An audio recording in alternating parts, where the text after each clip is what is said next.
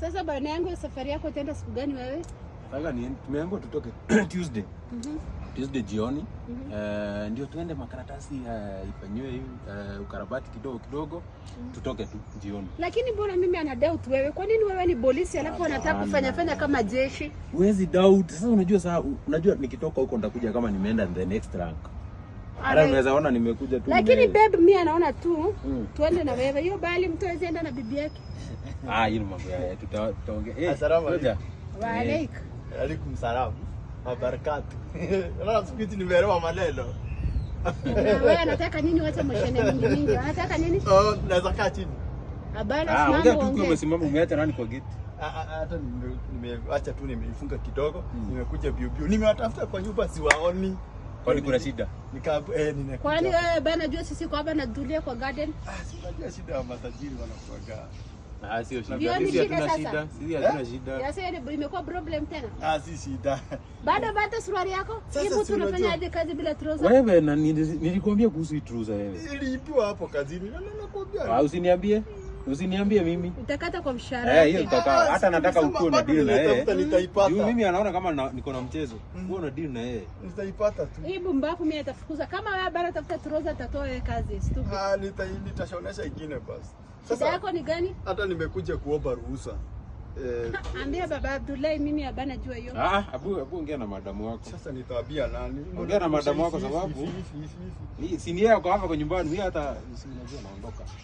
Ongea na yeye. Sasa kama wewe anaenda na security anataka kuenda Masai, tulikuwa tumebatia anaenda kupatia gombe yake dawa. Ongea na yeye alafu utaniambia venye mmepanga. Naenda tu leo saa 8 alafu mimi sijui. Ongea na madamu. Unaenda wapi kwanza?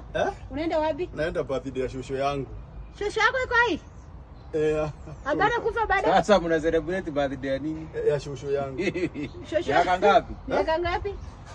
Shosho yangu alikufaga, sasa ndio tunaenda ku celebrate birthday. Ya nini mnamsumbua? Mnamsumbua sababu gani? Mtu amekufa, hiyo ni dhambi kubwa sana. Si ni ile makumbusho. Acha nikusumbua, acha wewe charari. Unakumbuka nini ya mwenyewe imeisha? Yeye mwenyewe amaliza yake. Sasa alisema kila mwaka tunamkumbuka ama tuachie laana. Anajua na si asili alienda bila kuacha, sasa si mnaachana na hiyo maneno. Na ile wakati yenyewe ilikuwa hai, ilikuwa anafanyia yeye makumbusho. Tulikuwa tumfanyie, lakini hapo ndio alikasirika akasema tumkumbukaje. Wewe toka basi tupite tena kwa gate. Kama bado nataka kazi ama unasema nini? Hadi sasa yako. Sasa mnamkumbuka mwaka ngapi? Sasa huyu mwaka wa 7. Sasa unamsumbua tu. Mnamsumbua, mnamhangaisha, mnakafanya yeye rest in peace.